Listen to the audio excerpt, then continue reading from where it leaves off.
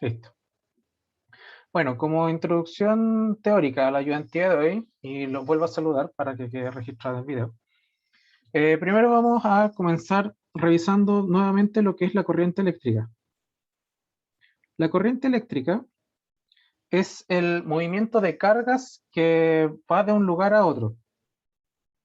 Por ejemplo, si tenemos por decirlo así, un cable, ahí tenemos como un cable, puede que tengamos, sabemos que están los electrones y protones y estos tienen un movimiento. Este movimiento genera una carga. Entonces, esta clase de carga, sea positiva o sea negativa, por ejemplo, sabemos que la carga se mueve del positivo al negativo como un movimiento propio. Eh, este movimiento de cargas produce una corriente y esta es la corriente eléctrica. Por lo tanto, como definición de la corriente eléctrica es el movimiento de carga desde un punto A a un punto B. Ahí le voy a poner una A y le ponemos una B.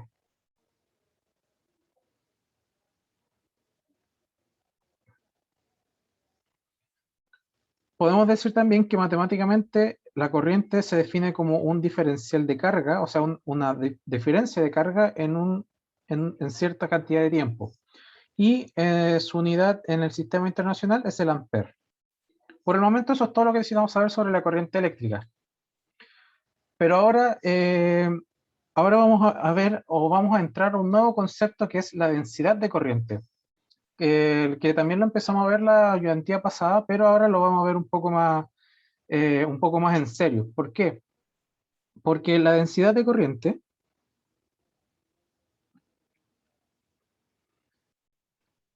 se define como la corriente que hay por cierta unidad de área. Entonces podemos tener un plano, por ejemplo, un plano en 3D, y vamos a tener cierta área que va a estar comprendida como con un paralelepípedo.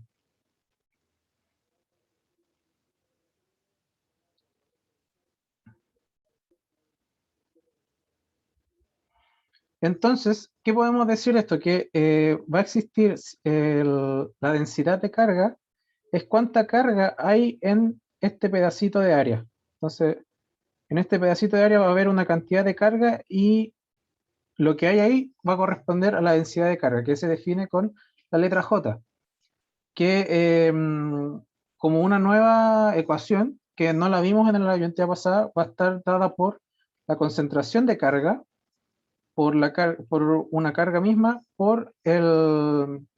una velocidad. ¿Por qué menciono ahora esto? Porque en uno de los ejercicios vamos a ver cómo vamos a definir la velocidad en la que se mueven estas cargas para poder determinar la densidad de carga. En otras palabras, podemos decir que esto igual va a estar dado por una integral de área, que sabemos que va a ser como la carga en un diferencial de área. O sea, me equivoqué, perdón. Podemos decir además que la carga es una integral de J en un diferencial de área. Eso. Como pueden ver, tenemos dos maneras de definir la carga. Entonces, dependiendo de los datos que nos está entregando el ejercicio, vamos a poder definir de qué manera vamos a determinar la carga eléctrica del sistema. Además, esto nos permite también decir que puede ser una cantidad vectorial.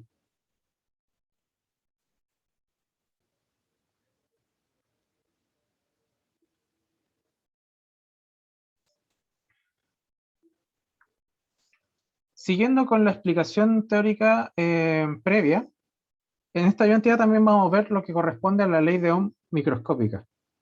Tenemos la ley de Ohm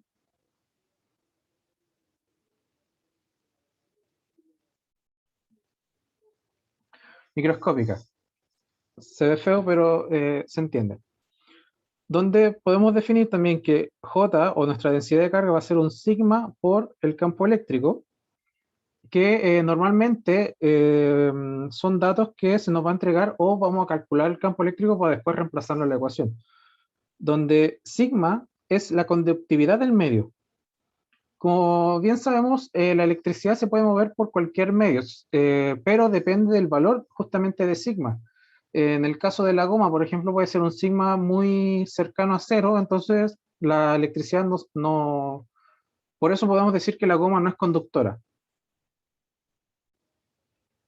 Pero el aire tiene su propio sigma, el agua, el cobre, cualquier material o espacio tiene su valor de conductividad y nos permite determinar qué tan factible es que la electricidad circule por ahí. Y por la ley de Ohm podemos definir el concepto de resistividad o permitividad como la permitividad es qué tanto se ve afectado el medio por un campo eléctrico. Entonces vamos a poner aquí que la resistividad va a ser determinada por un delta que va a ser igual a 1 partido en sigma. Como pueden ver, están muy relacionadas una con la otra y su unidad sería ohm por metro. El metro está determinado por justamente el sigma, no es que sea como, no es como cuando hablamos de metros por segundo o ese tipo de cosas. Es un valor que está determinado por la constante de sigma. Finalmente, ya recordando un poco ya lo que es la ley de Ohm macroscópica o la ley de Ohm normal, la que podemos conocer, eh, definimos el concepto de resistencia mediante la ley de Ohm. Sabemos que el voltaje es igual a la corriente por la resistencia del medio, determinada por volt. Pero además, por lo que ya habíamos planteado anteriormente, podemos decir que R es igual a este delta por un L, y esto va a estar dividido por un área. Y va a tener su propio símbolo. La resistencia es la característica de cada material que nos indica qué tanto se opone este material al flujo de las mismas cargas. Es por eso que es más o menos importante saber qué valor o frente a qué material nos estamos viendo enfrentados, porque así determinamos si la electricidad o si es factible que la electricidad circule, lo que nos permite también determinar qué material es mejor para poder utilizarlo en un sistema o en un circuito que, bueno, por experiencia de otras personas podemos decir qué materiales son mejores para ciertos casos. El- por el momento, ¿alguien tiene alguna duda respecto a lo que es teórico? Sí, el L es de largo, es una distancia L. ¿Podrías volver uno, por favor? Una ceras. La densidad de corriente, ¿a qué es igual? Que la densidad de corriente es, bueno, cuando hablamos de densidad, una densidad normal es la cierta cantidad de material por un metro cúbico, ¿cierto? Aquí estamos hablando más o menos parecido. Es la cantidad que tenemos de carga por un espacio determinado. Por ejemplo, acá yo les mostraba que tenemos un paralelepípedo y si determinamos, o sea, y si separamos como una lonja de este espacio, que sería este color en rojo, En rojo. ¿Mm? si determinamos la cantidad de carga que hay en ese espacio, estamos determinando la densidad de corriente en el medio donde lo estamos viendo. Entonces es la cantidad de carga por unidad de área. Ah, ya. Lo voy a anotar acá que es carga por área. Y eso es J.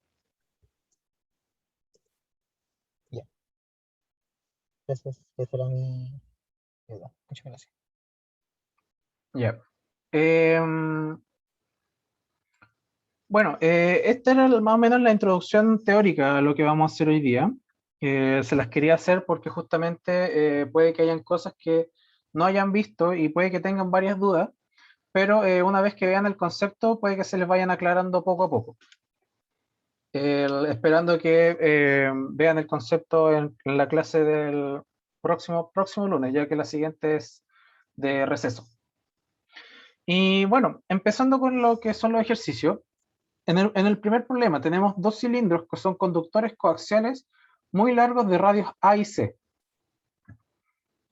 Obviamente sabiendo que C es mayor a A y se llena con materiales de conductividad sigma 1 y sigma 2 y ciertas permitividades. Disculpen. Y bueno, tal como se muestra en la figura, aquí voy a dibujar a lo que nos vamos a ver enfrentados hoy.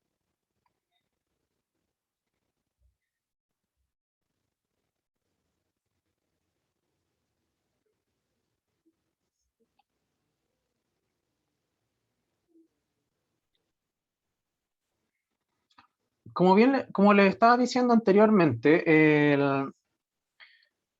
la conductividad o las permitividades no son solo propias de materiales sólidos, como el cobre o ese tipo de cosas, sino que también está incluido el agua, está incluido los líquidos, el aceite, por ejemplo, el aire mismo.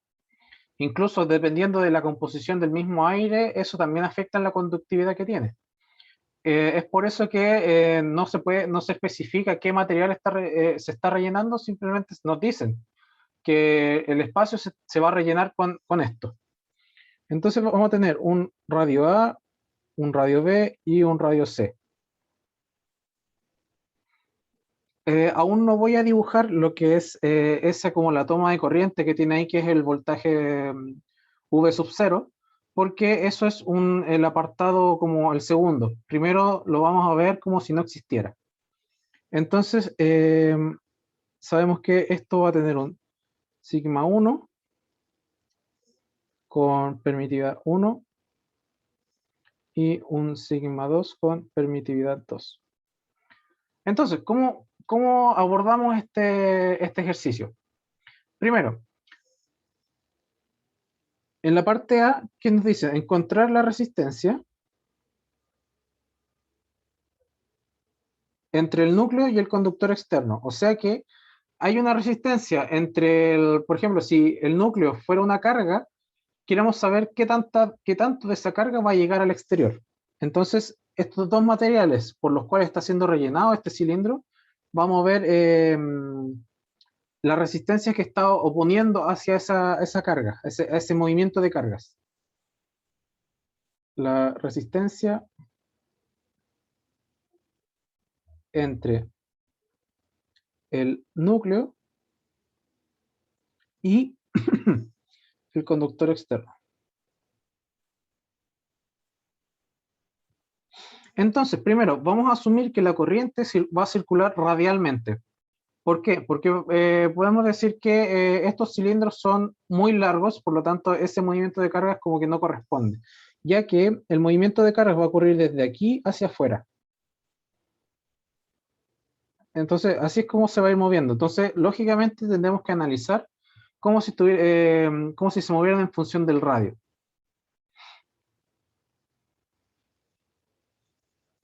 Entonces, desde el interior hacia el exterior. Entonces, vamos a tener que nuestra corriente va a ser igual a una integral de superficie o integral doble por nuestra densidad de carga por una normal, es un vector, por el diferencial de superficie. En otras palabras, podemos decir que esto es una integral doble, la superficie de J en función de R, porque como habíamos dicho, se está moviendo en función radial, en un diferencial de S. Por lo tanto, después, si vamos determinando o vamos despejando el diferencial de superficie, podemos asumir que el J no está siendo afectado por esta integral. Entonces lo podemos sacar como si fuera una constante. Y la integral de una superficie nos queda así sola. Ahora, ¿qué superficie vamos a analizar? Como es radial, vamos a decir que es un 2πr por un largo L, el largo infinito, por un J en función de R. Por lo tanto, esto es lo primero que vamos a tener determinado y hasta el momento no hemos hecho ningún cálculo. Son cosas que por la experiencia que hemos ido agarrando, sabemos que el diferencial de superficie de un cilindro está determinado de tal manera y ahora yo les doy como indicación que la densidad de carga no se va a ver afectada por por el área del cilindro, sino que lo vamos a tomar como si fuera una constante.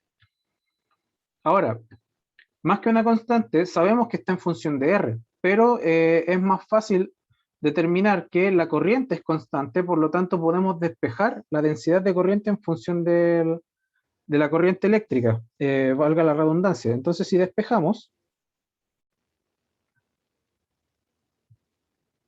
vamos a tener que nuestra densidad de corriente va a estar determinada por la corriente del sistema en un 2pi por R por el largo del cilindro.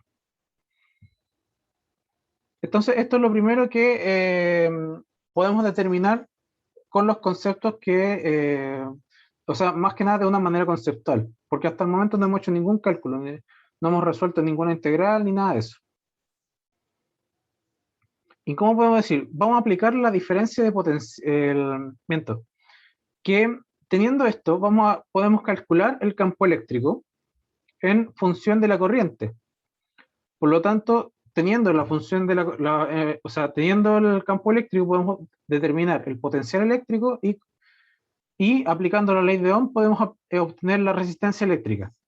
Entonces, el campo eléctrico 1 va a ser el que está comprendido en este espacio. Entonces, va a estar determinado de la siguiente manera, que es la corriente partido por un 2pi por R, vamos a poner como un R1, por un L, y esto va a estar multiplicado por el sigma 1. Esto, si no me equivoco, lo tenía por acá. No, pero es otra manera de determinar el campo eléctrico. De hecho, acá lo teníamos. Teníamos que el campo eléctrico era J dividido en sigma. Entonces, lo único que hicimos fue justamente, esto va a ser como un J en función de R por un sigma 1. De manera paralela, el segundo campo eléctrico va a ser lo que está comprendido acá, donde va a ser un J en R, pero dividido en el sigma 2. ¿Qué va a determinar la diferencia? Que los R son distintos. O sea, primero vamos a tener de un radio A a un radio B y después del radio B al radio C. Y entonces, si despejamos esto, va a ser la corriente, una corriente constante, por 2pi R2 por un L por el sigma 2. Ahora, ¿qué diferencias se nos pueden dar aquí? Que normalmente más que un radio puede ser una diferencia de radios. Por ejemplo, aquí vamos a tener una diferencia de B con A y una diferencia de C con B. Entonces, siguiendo con el desarrollo, vamos a aplicar la diferencia de potencial.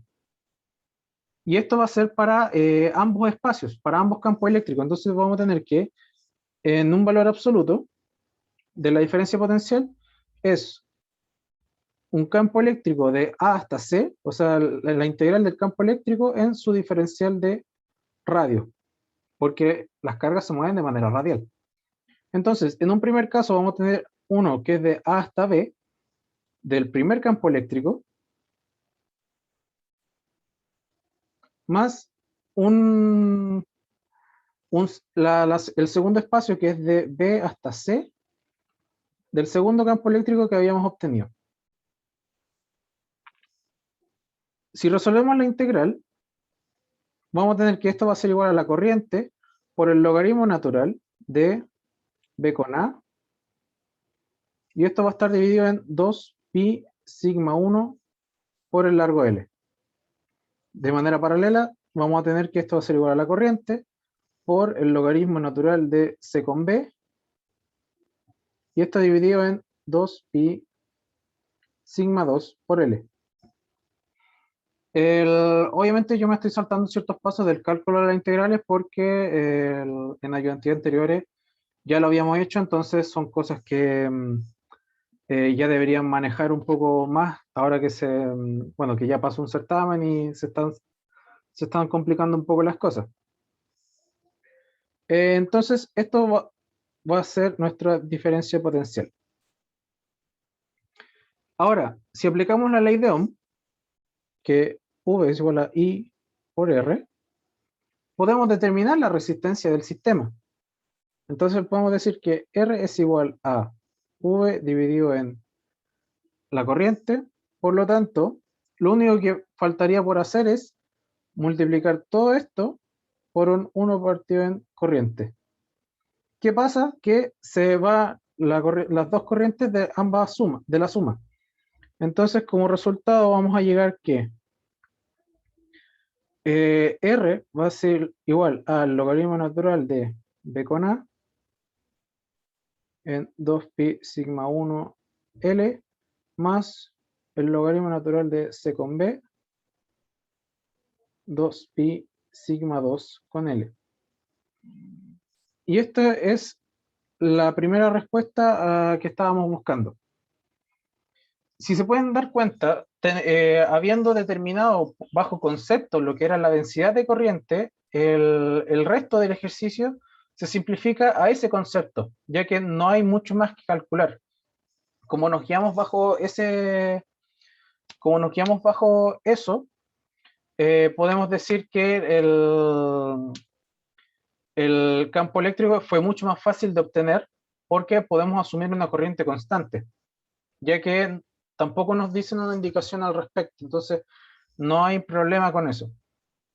No es una corriente variable, ya que creo que en 120 no alcanzan a ver eso. Obtener una corriente variable significa que estamos bajo los efectos de corriente alterna, pero eso es creo que es para cursos más avanzados. Por el momento, como son corrientes continuas, una corriente constante, por lo tanto fue fácil despejar la densidad de corriente y así obtenemos el campo eléctrico. Con el campo eléctrico determinamos la diferencia potencial y después solo aplicando la ley de Ohm llegamos a nuestro resultado.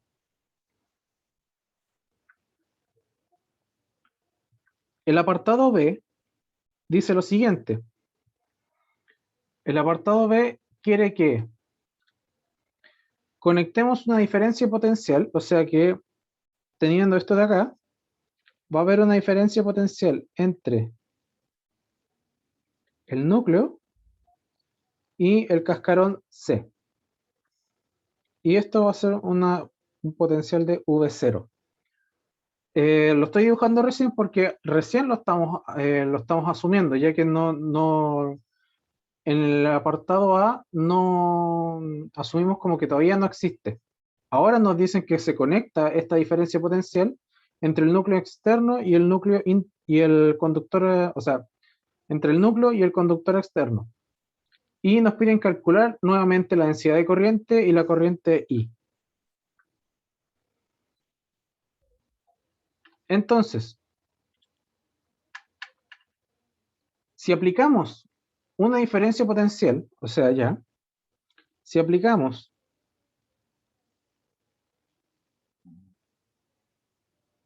una diferencia potencial que va a ser igual a V0, entre ambas placas, la corriente que fluye de una a la otra va a ser igual a esto por ley de Ohm, V0 partido en R. ¿Qué sabemos de la corriente? La corriente la habíamos obtenido más arriba.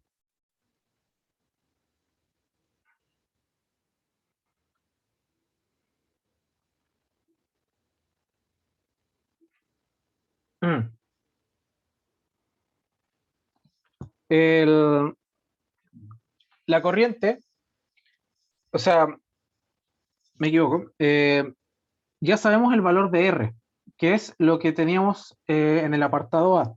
Entonces podemos decir que esto es igual a 1 partido en R por el voltaje, o sea, o por V sub 0. Se puede utilizar la misma resistencia porque lo que está variando es la diferencia potencial. Entonces, si tomamos la suma que, que tenemos acá, lo único que tenemos que hacer es poner 1 dividido en todo esto. 1 dividido en todo eso va a ser igual a 2pi por el L partido por el logaritmo natural de B partido en A, esto dividido en sigma sub 1, más el logaritmo natural de C partido en B, dividido en sigma sub 2. Y todo esto va a estar multiplicado por V0. Y esto corresponde a la corriente si es que aplicamos esta diferencia potencial como un valor constante. Porque podemos decir que es constante. Porque no nos dan otra información. A eso voy. Nos piden calcular la densidad de la corriente. Aquí estamos haciendo el proceso, pero al revés. Primero calculamos la corriente, después obtenemos la densidad de corriente. La densidad de corriente en función del radio va a estar determinada por un I partido en 2pi por el R por el largo del cilindro. Algo que también ya lo habíamos dicho, que fue lo primero que calculamos en el inciso A. Entonces, teniendo la corriente, que es lo que estaba arriba, lo único que falta es dividir todo por lo que ya teníamos. Entonces podemos decir que esto va a ser V0 por 2pi por L partido en logaritmo natural de B partido en A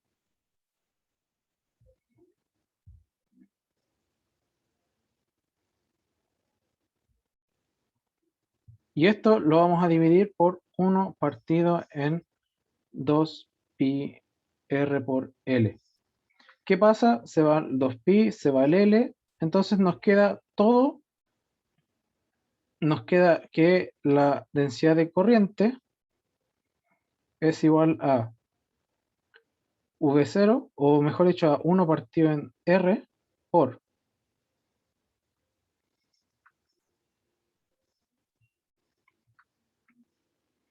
al V0 por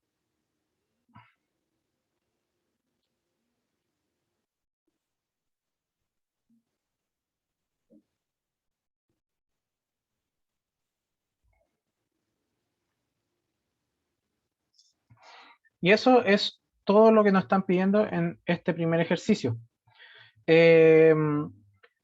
¿Qué hicimos en este ejercicio? En este ejercicio nada más aplicamos lo que era el concepto de la densidad de corriente y lo fuimos modificando de tal manera de obtener una simple ecuación para aplicar la ley de Ohm. Aplicando la ley de Ohm, simplemente necesitamos 2 de 3 variables, o en la corriente, el voltaje o el potencial eléctrico, o la resistencia. Teniendo 2 de 3 podemos determinar la última. Entonces, si tenemos la corriente y el voltaje, podemos determinar la resistencia.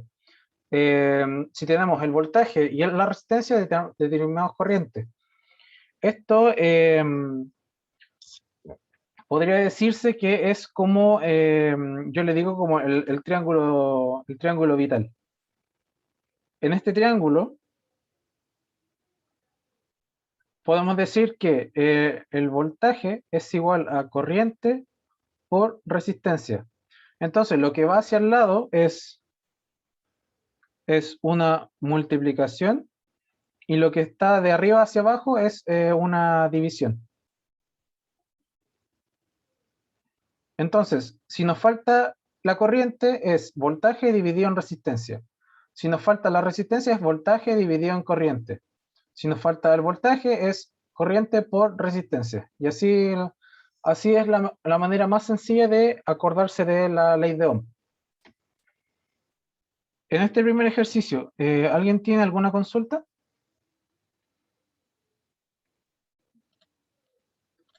No, quedó claro. Ya, muy bien. Entonces vamos a seguir avanzando. Sí, la ley de Ohm es increíblemente útil para ciertos casos. El problema es cuando, no sé, pues es voltaje variable y al final todo termina siendo variable. Y cuando es variable, como requiere como ecuaciones un poquito más largas, pero es lo mismo. Teniendo el voltaje y la resistencia, podemos determinar la corriente del sistema. Entonces al final se cae en lo mismo. Ohm, en su aburrimiento, nos salvó varios cálculos con su famosa ley. Bueno, avanzando con el problema 2, vamos a tener que entre dos placas conductoras de radio A existe una barra conductora cilíndrica también de radio A, pero un largo L. La permitividad, bueno, aquí voy a ir dibujando.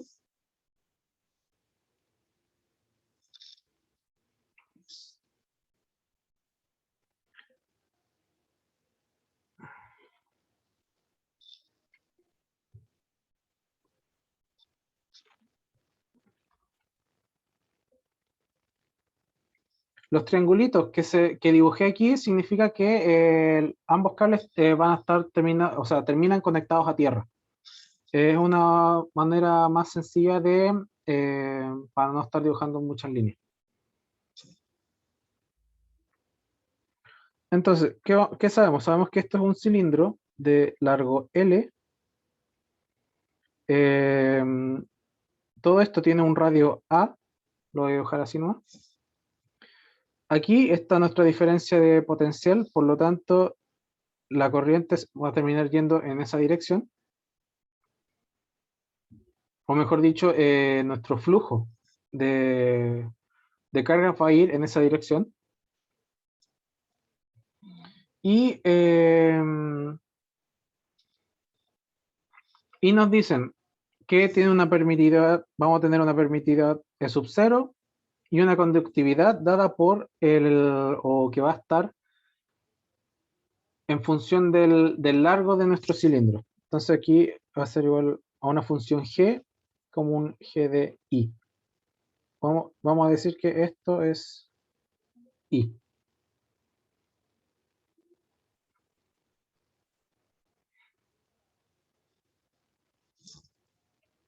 Y que G está por G sub 0 por 1 más I por L.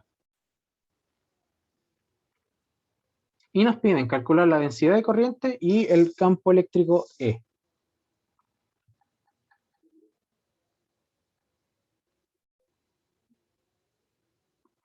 Entonces,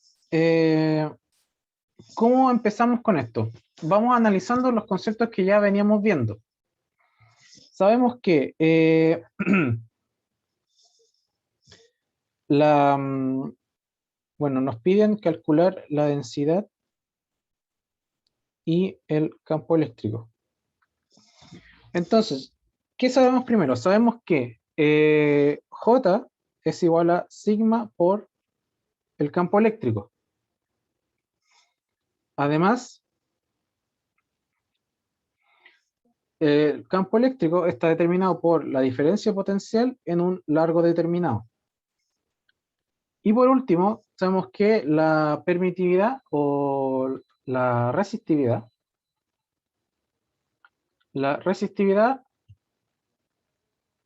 está determinada por 1 partido en sigma.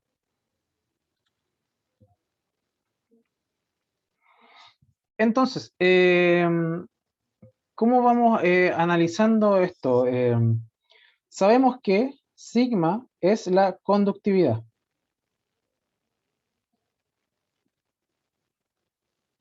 Y la conductividad es igual a G. Entonces, lo primero que vamos a hacer va a ser reemplazar estos sigma por la G de I, que es lo que tenemos acá. O sea que esto y esto son lo mismo. Es lo primero que estaríamos haciendo. Por lo tanto, primero vamos a decir que J va a ser igual a nuestra G por la diferencia potencial, reemplazando lo que tenemos al lado, dividido por un largo determinado en una normal, o en un vector unitario. Si lo vemos de otra manera, podemos decir que esto es igual a la diferencia potencial y va a estar dividido por la permitividad, por un largo determinado en una normal.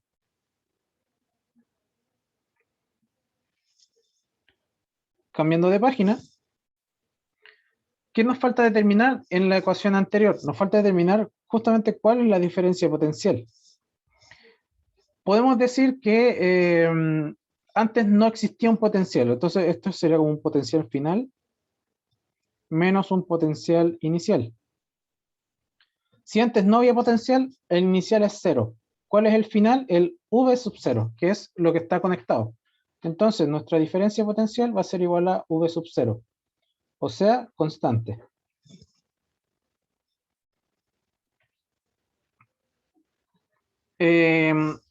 Siguiendo con las otras variables que nos faltan, podemos decir que la permitividad también va a estar en función de I, porque va a estar en función de G.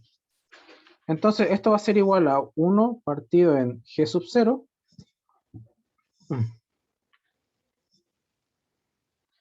y reemplazando más que nada lo que ya teníamos a la menos 1. Es lo mismo que ya teníamos, solo que resolvimos la suma que está dentro del paréntesis de G, y como la permitividad es 1 partido en la conductividad, todo quedó elevado a la menos 1. Entonces, en otras palabras, esto va a ser igual a 1 partido en G sub 0 por un L partido en L más I. ¿Qué podemos decir de esto? Que como está involucrada la variable I, esto es una función variable.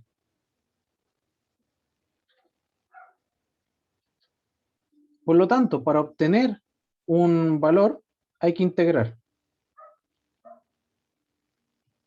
No lo podemos dejar simplemente como una función, porque eh, si bien está en función del largo, se puede determinar un valor para la conductividad del material o la permitividad de la resistividad del material.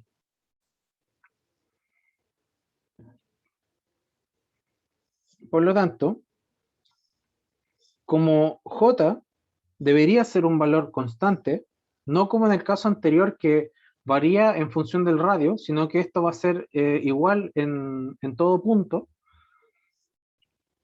Nuestra densidad de carga, y esto es porque, como mencionamos en la introducción teórica, la densidad de carga está determinada por el área del cilindro, o sea, nuestra área de radio A. Si determinamos el radio A, podemos deducir que tiene que ser un valor constante. Pero ¿qué valor constante? Es lo que no sabemos. Por eso no puede quedarse como una variable, o que nuestra variable Y se quede dentro de esto porque no corresponde. Entonces, esto es igual a V partido en la integral de la resistividad en función de I por un de I. Como decíamos antes, esto es constante. Y como punto aparte vamos a realizar esta integral. Entonces, la integral de esto es igual a 0, o sea, va de 0 a L, y determinamos lo que teníamos aquí arriba y lo metemos en la integral.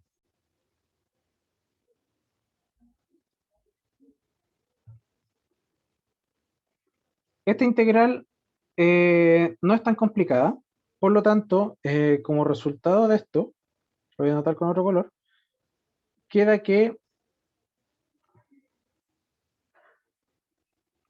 largo. ¿Dónde?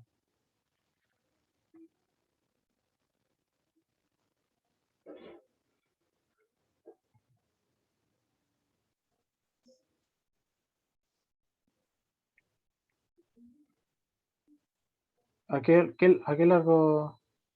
¿La J? Eh,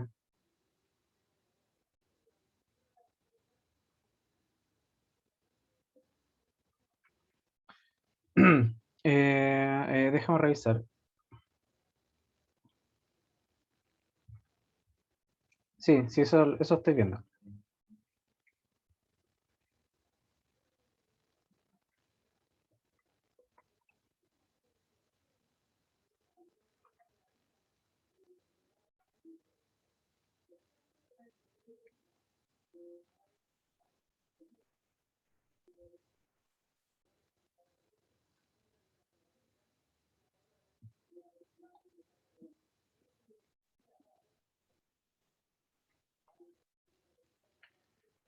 Sí, parece que sí. Esto, a ver, voy a borrar el circulito.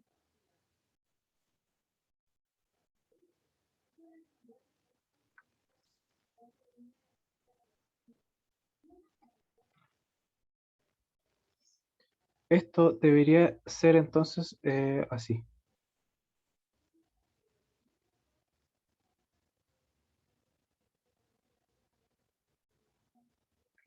Ahí, ¿no es cierto?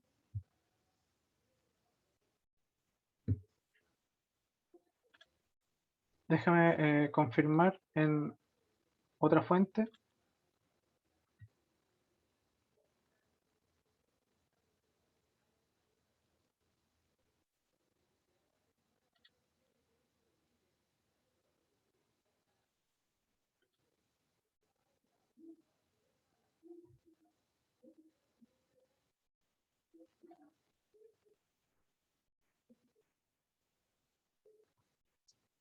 Sí, yo creo que sí, faltaba el L. Pero bueno, siguiendo con la integral, perdón,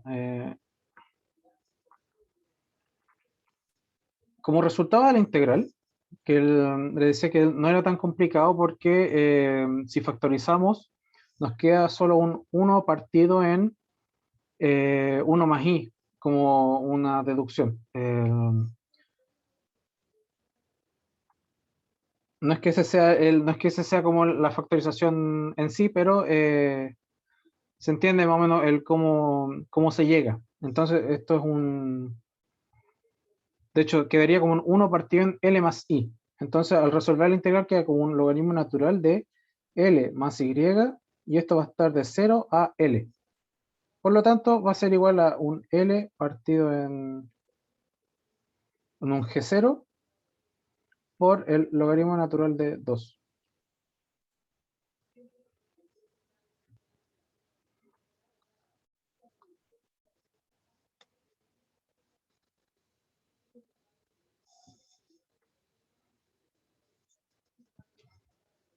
Finalmente, lo que faltaría es reemplazar en lo que tenemos acá. Vamos a tener que la diferencia potencial V0 va a estar dividido por todo lo que tenemos acá. El- vamos a anotar al tiro como una respuesta, o sea, como el simplificado, donde va a quedar un L por,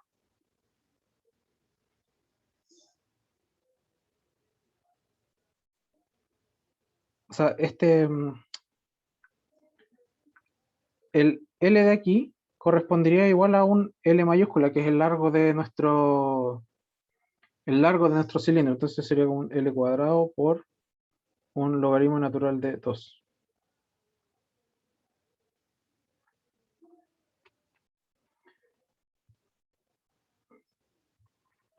Y con esto obtenemos justamente lo que es la densidad de carga del cilindro que está involucrado en el sistema. Igual voy a confirmar.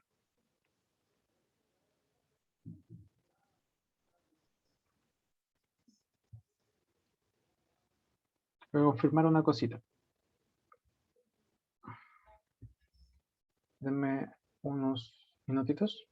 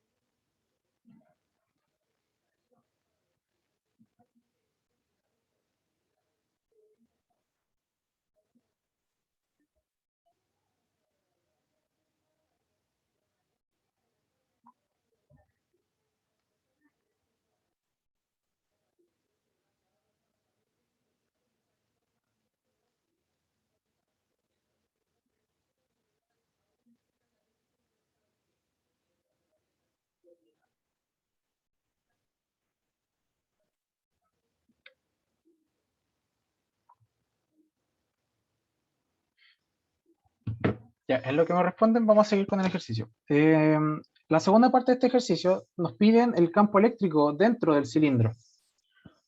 Por lo tanto, teniendo ya lo que es la densidad de carga, lo único que nos falta es reemplazar con los puntos que ya teníamos. El campo eléctrico, sabemos que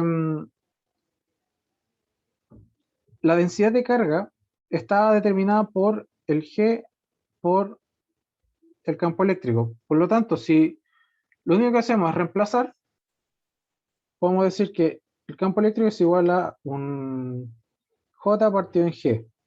¿Pero qué es 1 partido en G? Es la resistividad. Por lo tanto, esto va a ser igual a la resistividad en función de I por la J en, en nuestro vector unitario I.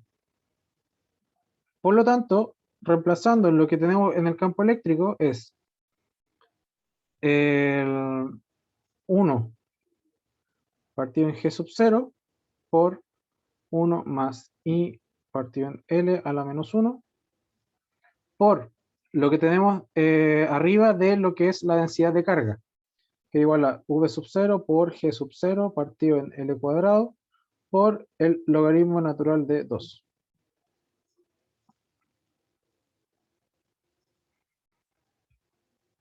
Por lo tanto, si simplificamos, lo único que se nos va es el G sub 0. Y el campo eléctrico va a estar determinado por V sub 0 partido en L cuadrado por el logaritmo natural de 2 por 1 partido en I en L. Y eso es todo. Como la parte más larga era determinar justamente el...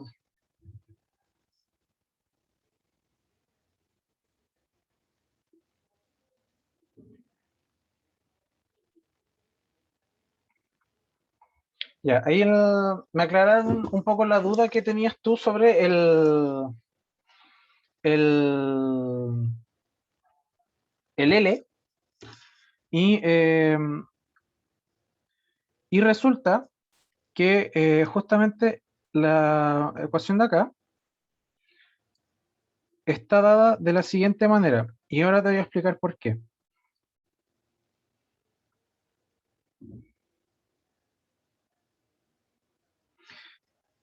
Esta ecuación se mantiene así porque les venía diciendo que tenemos una función variable, la función variable que es la resistividad. La resistividad varía en función del largo. Si bien queremos obtener un valor más o menos constante para determinar la densidad de carga, pero el denominador de nuestra fracción es lo que sería variable. Entonces, el L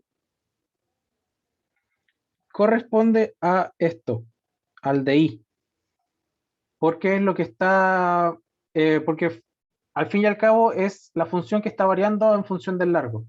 Entonces, la única diferencia es que esta L no está al cuadrado, es una L sola, simple.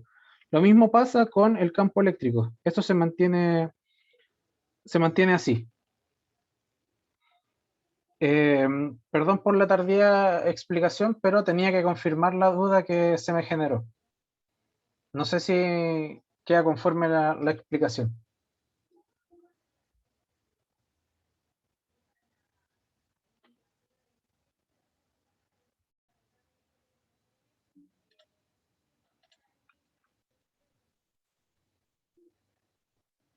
Jairo dice sí. Ya, ya. Sí, eh, esas son las preguntas como que al momento de explicar como que descolocan, entonces tenía que corroborar esa duda. No, no te voy a dejar con una explicación incompleta. Pero ahora justamente, como estamos hablando de una función variable en el denominador y que está variando justamente en función del largo del cilindro, el L de la integral está en el de I.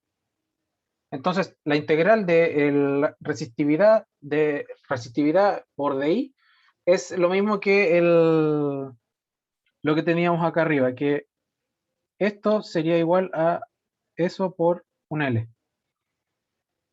Solo que como está variando, queda como un eso. Más que nada, esa es como el resumen de lo que quería decir.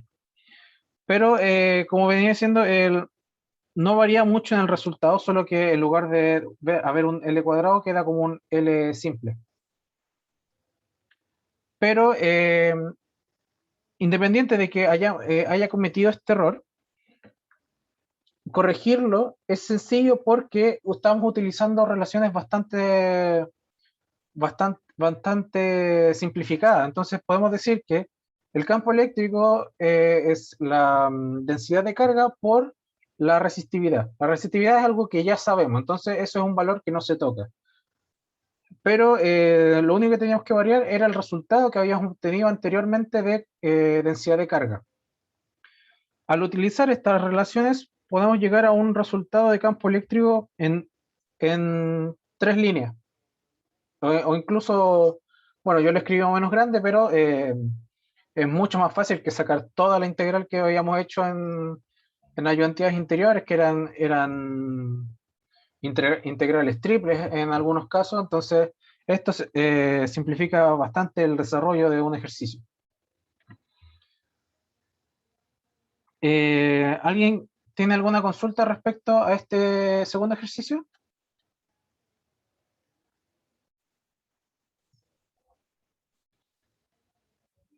¿No? Bueno, en estos últimos 10 minutos vamos a alcanzar a ver el último, donde dice que mediante un dispositivo de voltaje, o sea, vamos a tener dos placas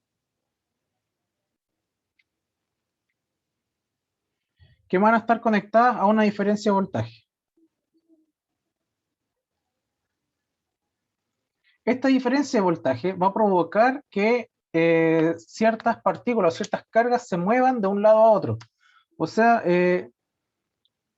esto se va a estar moviendo todo en cierta área que por el enunciado nos dicen que forman una especie de cilindro. Entonces esto va a ser una cosa así.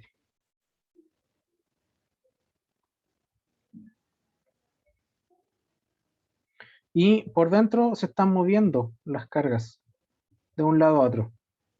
Entonces aquí vamos a tener que esto es F, esto es K. Todo esto está separado por una distancia L.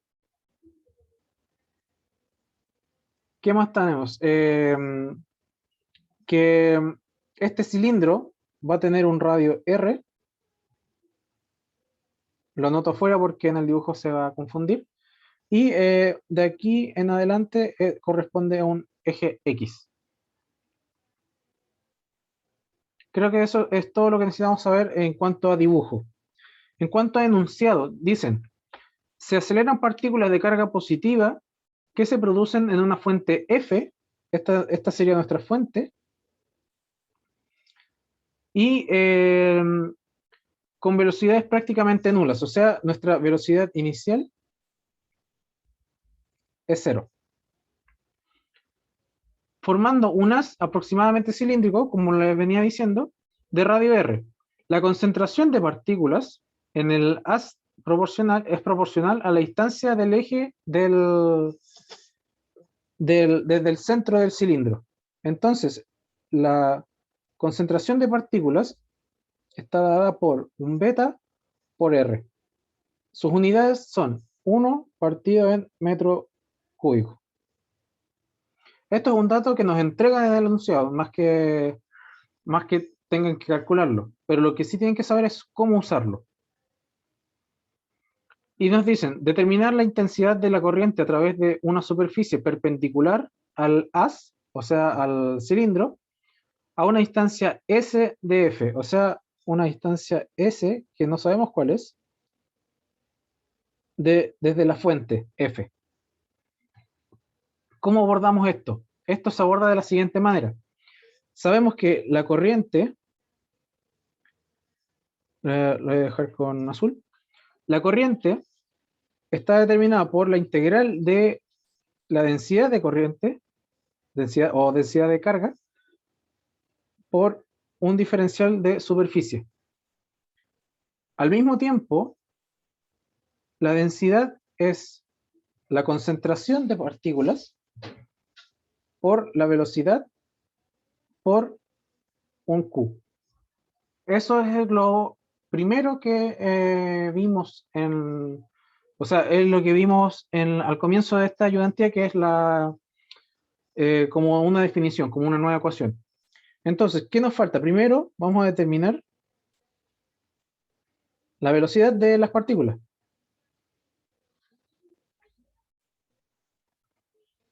Sabemos que la diferencia de energía cinética va a ser igual a el trabajo neto de estas partículas. Por lo tanto, como energía cinética, la energía final va a ser un medio por la masa de estas partículas por una velocidad final al cuadrado menos 0. ¿Por qué? Porque la velocidad inicial de las partículas es 0. El trabajo neto cuando tenemos un campo eléctrico es Q por E, y esto va a ser igual a la distancia S, que es la que estamos analizando, porque queremos saber la intensidad de corriente en la distancia S. Entonces, siguiendo con esto, sabemos que el campo eléctrico es igual a la diferencia potencial dividido en un L. Y si vamos reemplazando,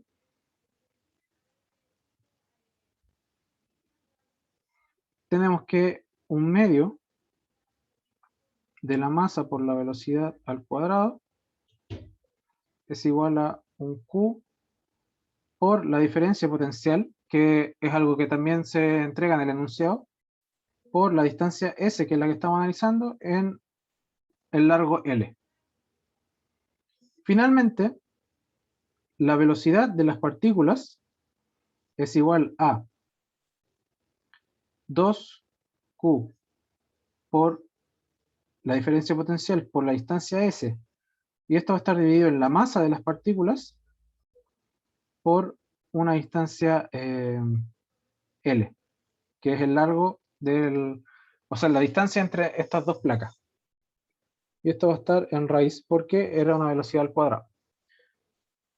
Como estamos analizando todo en el eje X, esto va a estar en el vector unitario Y.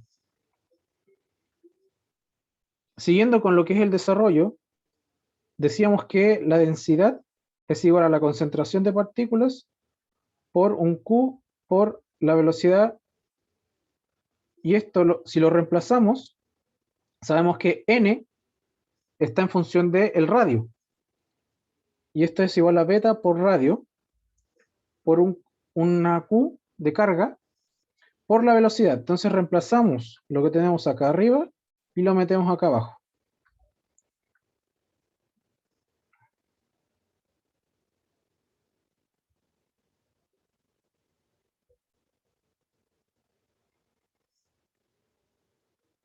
Y todo en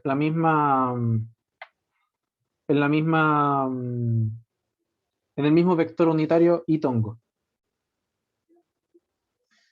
¿Qué nos falta determinar? La intensidad de corriente. Entonces, la intensidad de corriente es la integral de J en un ds. Como punto aparte, el ds en un cilindro, como habíamos dicho antes, es 2pi por r por un dr. Y eso lo vamos a utilizar acá abajo.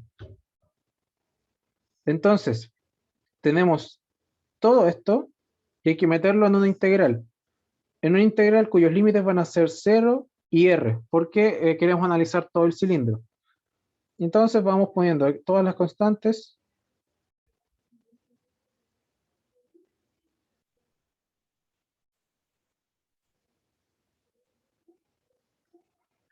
por el ds, que es 2pi por r en un dr. Y como se pueden fijar, tenemos casi puras constantes. Entonces, si sacamos todo, lo voy a anotar ahí para no escribir tanto, va a quedar una integral de 0 a r de un r cuadrado en un dr.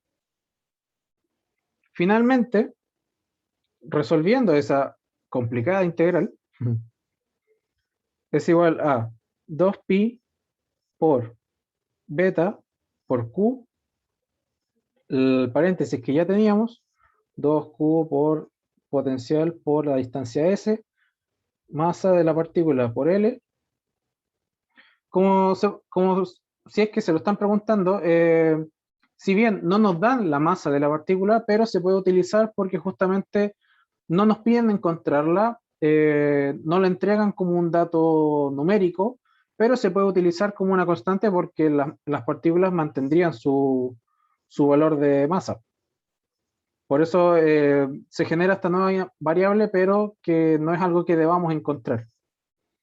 Y la respuesta, o sea, la resolución de esta integral quedaría como un r cubo partido en 3 entre 0 y r.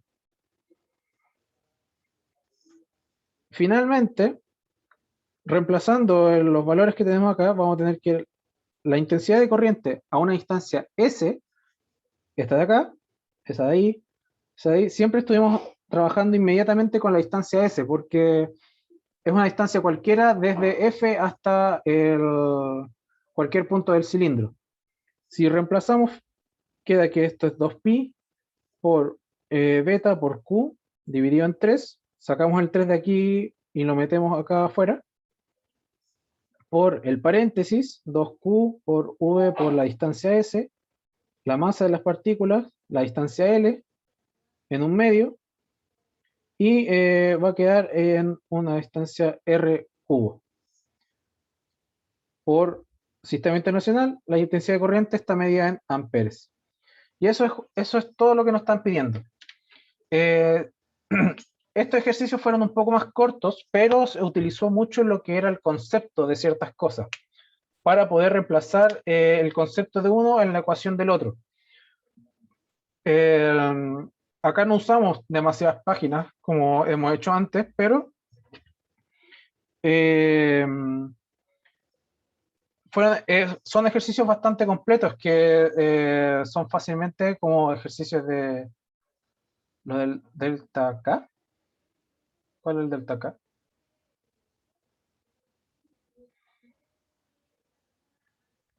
Ah, del trabajo. Ah, ya. Eh, ya, dame un segundo. Para ir cerrando con la ayudantía. Eh, estos ejercicios son bastante completos que fácilmente se pueden encontrar en certámenes y todo eso. La idea es siempre que, sabiendo los conceptos que tienen, es que los puedan aplicar en otras ecuaciones. Teniendo eso, es más fácil despejar y utilizar, por ejemplo, la ley de Ohm. Eh, También es más sencillo poder determinar el campo eléctrico, la intensidad de corriente. Ya no es cosa de meterse a resolver integrales triple y todo eso, porque al final eso se convierte en problemas de matemáticas más que de física. Pero a eso voy con lo del que estos, si bien fueron más conceptuales, son bastante completos. Ya, lo que consultan en el chat es si el trabajo neto. eh, Esto es algo que se viene viendo desde física 110, a lo mucho. Yo diría que hasta física 100. Sabemos que la diferencia de energía es igual a trabajo neto.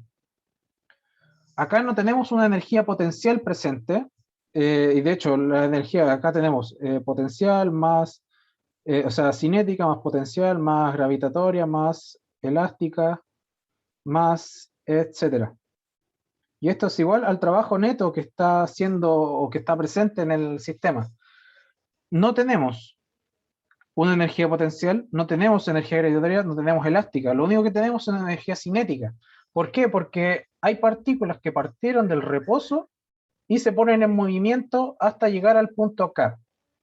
Por lo tanto, como la única energía que tenemos presente es la energía cinética, sabemos por fórmula de la energía cinética que K es igual a un medio, o delta K, es igual a un medio de la masa por velocidad... oh.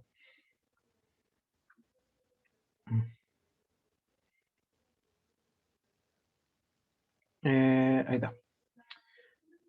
Por la masa de la partícula o la masa del objeto, por velocidad final al cuadrado menos velocidad inicial al cuadrado.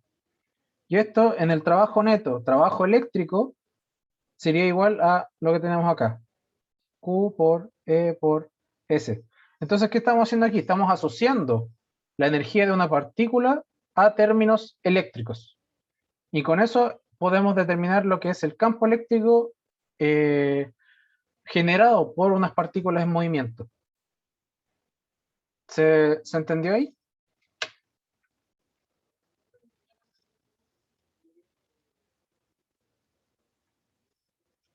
Ah, ya. Sí, pues justamente el QE por E por S es el trabajo eléctrico, cosa que estuvimos viendo creo que en las dos últimas ayudantías.